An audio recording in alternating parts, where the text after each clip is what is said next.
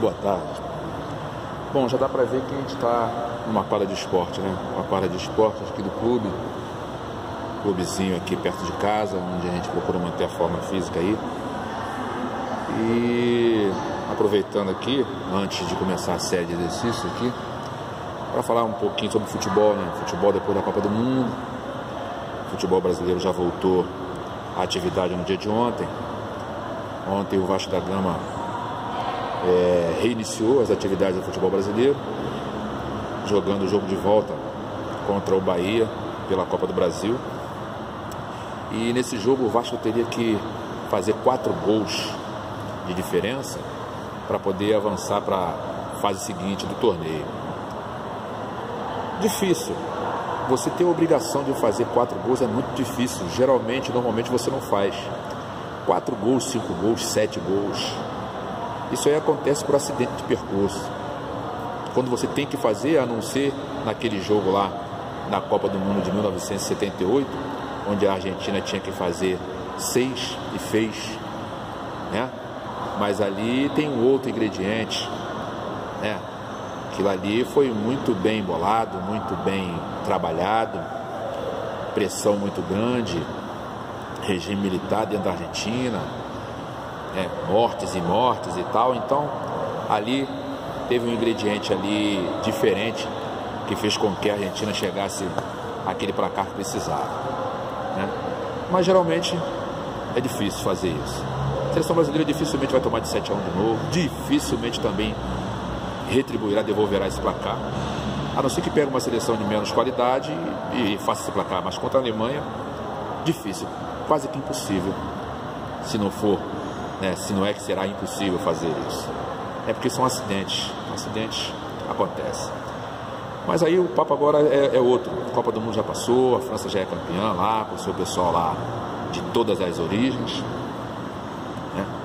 A própria Croácia também, vice-campeã, com o pessoal de várias origens também, mas já passou, a fava já foi contada. Então voltamos ao nosso futebolzinho caseiro aqui. O Vasco ontem, como eu estava falando no início, precisava fazer 4-0, fez 2-0, ganhou do Bahia. Bahia fazendo um jogo feio, um tipo de jogo, um tipo de atitude, sabe, que deveria estar fora do futebol. Acho que futebol é para jogar. Você tem que jogar, você entra em campo para jogar. Agora o time vir para não jogar, para fazer cera, ficar 90 minutos fazendo o que o Bahia fez, coisa feia. E o Bahia tem time, entendeu? Fez 2 jogos contra o Vasco, entendeu? Fez 2 placares de 3-0, né? Um pelo Campeonato Brasileiro e o outro pela Copa do Brasil. Não precisava fazer um jogo feio daquele como fez ontem, né? Mas é coisa do futebol. A cera faz parte do futebol. O Vasco também faria. Não sei se faria com a mesma qualidade horrorosa com que o Bahia fez ontem. Mas aí o Vasco fez 2-0, não adiantou, ganhou, mas não levou, né?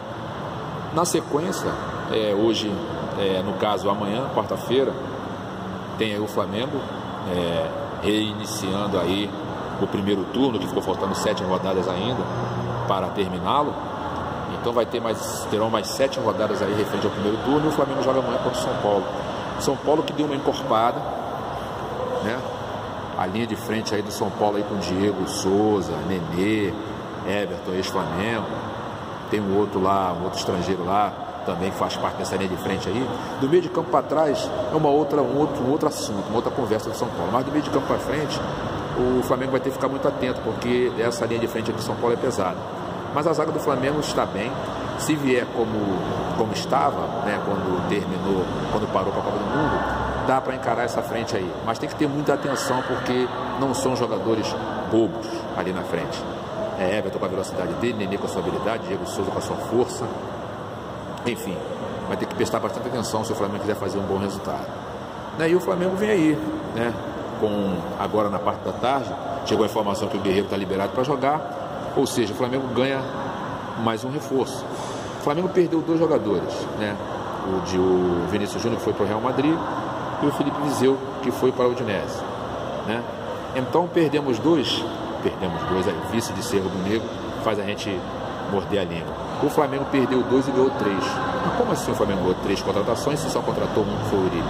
Ganhou 3 por conta do Guerreiro. O Guerreiro, até agora há pouco, à tarde, estava fora, não tinha condição de jogo. Ganhou essa condição de jogo, então é um peso a favor do Flamengo.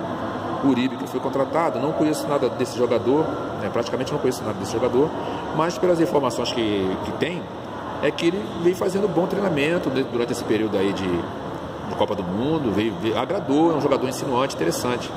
E o Matheus Salles, Matheus Salles sim, pô. Matheus Salles sim. O que aconteceu com o Matheus Salles é a mesma coisa que aconteceu com o Felipe Viseu.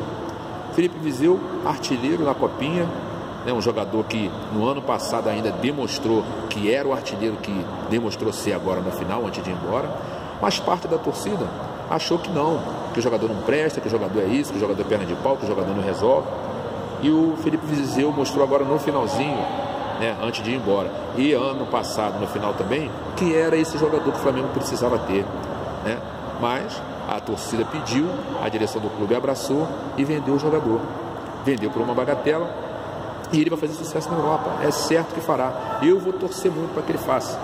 Eu torço para todo jogador rubro-negro que vem da base, porque quem é rubro-negro antigo, né, como eu, no caso, sabe que a base sempre resolveu no Flamengo, né? Se for bem colocada, se for colocada no momento certo, do jeito certo, a base resolve.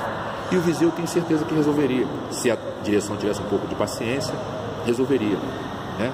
Mas não, o garoto foi embora, vai fazer sucesso lá na Itália, assim como o Matheus Salles também, que por um erro de percurso num jogo, a torcida pegou no pé do garoto, massacrou o garoto, entendeu? Jogando contra o patrimônio. Se você tem um jogador da base, e esse jogador, todo mundo diz que tem qualidade, a gente sabe que tem, ele não é um jogador veloz, o jogo dele não é de velocidade, mas é um jogador inteligente, trata bem a bola. Eu tenho que ter um pouco de paciência. Para alguns, como o Paquetá, a transição da base para o profissional é fácil e rápida, né? Para outros é mais lenta e às vezes também nem acontece, como eu já cansei de ver e você e o pessoal mais novo também já cansou de ver. Para o Paquetá foi fácil, incorporou logo, está lá, é titular absoluto do time. Entendeu? Então tem que deixar o Matheus jogar, deixa o cara jogar, entendeu? Dá força pro cara, ele não joga contra o patrimônio. Fazendo o que fizeram com o garoto, ele não vai melhorar, não vai ajudar ele em nada. O garoto tem que se sentir em casa, tem que se sentir jogador do Flamengo, do ninho do Urubu, jogador de base do Flamengo. Vaiar, massacrar, fazer como fizeram, não vai ajudar o jogador a avançar, né? Então, o Matheus sabe, então 3 reforços contra 2 perdas. Acho que dá para o Flamengo suprir. O Flamengo carece de um jogador de meia de ligação ali, ligação meio campo ataque, né? Deveria fazer essa contratação aí. E laterais. O Flamengo tem o René, tem o Trauco, que você não sabe se vai ou se fica. Tem o Pará, que já está com, né, mais de 30 anos, deve ter uns 34 anos. A gente não sabe até onde ele vai. Então o Flamengo já está na hora de contratar aí, de olhar aí os laterais. E eu sugeriria o lateral direito da seleção peruana. Já que há esse contato aí, fácil aí, entre Flamengo e a seleção peruana e tudo mais, dá uma olhada no Advíncula, lateral direito da seleção peruana, dá uma olhadinha lá, ele joga no México, não deve ser difícil não deve ser difícil a contratação desse jogador não, podia dar uma olhada nesse jogador, um jogador interessante, forte fisicamente, habilidoso, veloz, cairia como uma luva ali na lateral direito do Flamengo. Um jogador de meio, a defesa nem tanto, que a base está dando aí sustento, tem jogadores da base aí que dá para segurar mais um tempinho, né? Posteriormente, mais para frente, talvez precise contratar, né? Fluminense e Vasco. O Vasco jogou terça-feira, mas vai jogar na quinta-feira de novo. O Fluminense e Vasco, né? Um clássico carioca, entendeu? Fluminense e Vasco. Fluminense, né, vai estrear o Marcelo, né, que é agora o treinador. Novo esquema, saiu daquele esquema com 3 zagueiros, vai jogar com 2 linhas de 4. E o Fluminense precisa avançar, assim como o Botafogo precisa avançar também. A condição financeira desses 2 clubes é bem difícil. Fluminense e Botafogo andam numa situação financeira bem complicada, né? O Botafogo não contrata, o Botafogo vai com o que tem, o Fluminense também vai com o que tem. O Vasco ainda contratou aí um argentino aí, que fez sucesso lá na Europa. Vamos ver como é que ele vai se encaixar. Nem sei como é que o Vasco conseguiu fazer essa contratação, mas é uma boa contratação desde que ele dê a resposta certa dentro do campo, né? Então, é aguardar o jogo de amanhã do Flamengo, na quinta-feira o clássico entre Fluminense e Vasco, e na sequência o jogo do Botafogo, que pega o Corinthians lá em São Paulo no final de semana, né? Esses são os próximos jogos aí dos clubes carioca. Os outros clubes a gente fala depois. Agora vamos falar um pouco aqui sobre o Neymar. Está uma polêmica danada aí sobre o Neymar, sobre o que foi o Neymar, o que é o Neymar, o que era e o que será do Neymar. Eu, sinceramente, eu acho que o Neymar, ele cavou tudo isso aí para ele mesmo, porque não aprendeu. Eu, se fosse o Neymar agora, nesse momento, eu não daria entrevista a ninguém. Ele vai ter que mudar a postura dele, pessoal, vai ter que mudar a postura dele profissional, de jogador de futebol. Ele precisa de alguém que o ajude, mas ele também precisa se ajudar. Entendeu? A primeira coisa que o Neymar deve fazer, na minha opinião, é não dar entrevista. Se for abordado por alguém, ele tem que dizer: não, eu prefiro não dar entrevista agora não, porque agora o meu foco é trabalhar, né? Trabalhar meu futebol, trabalhar o meu jeito de ser, e posteriormente, mais para frente, quando eu já tiver certeza do que eu quero fazer e tudo mais, aí eu volto a dar as entrevistas. Por enquanto, para mim, é treinar, trabalhar e jogar futebol, porque a imagem do Neymar está muito prejudicada. O cara entrou na Copa do Mundo com um peso, sai da Copa do Mundo com um valor bem abaixo, né? Tanto o valor financeiro quanto o valor pessoal mesmo do cara, do homem, do jogador.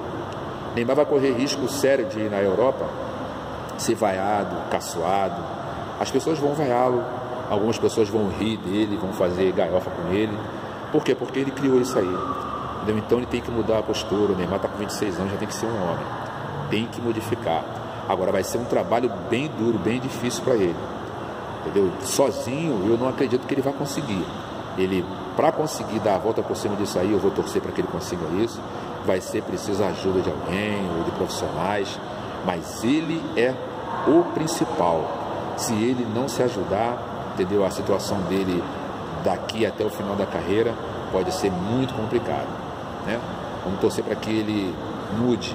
Eu sou fã, gosto dele, ele tem que mudar o jeito de dar entrevista. Quando voltar da entrevista, muda o jeito de dar entrevista, muda o jeito de tratamento entre os seus colegas de clube, né? Aquela situação dele com o Cavani lá, enfim, uma série de coisas. Agora o Mbappé é campeão do mundo, né? Tá lá um garoto mais novo do que ele, enfim. Não queira ser, Neymar, mais do que ninguém. Queira ser só você. Se você quiser ser só você, ninguém vai te atrapalhar, tá certo? Esse é o meu conselho pro Neymar. Beleza? Então, minha gente, um grande abraço para todo mundo aí e vamos ao treinamento que o professor já está esperando. Valeu? Um abraço, bom final de tarde para todos.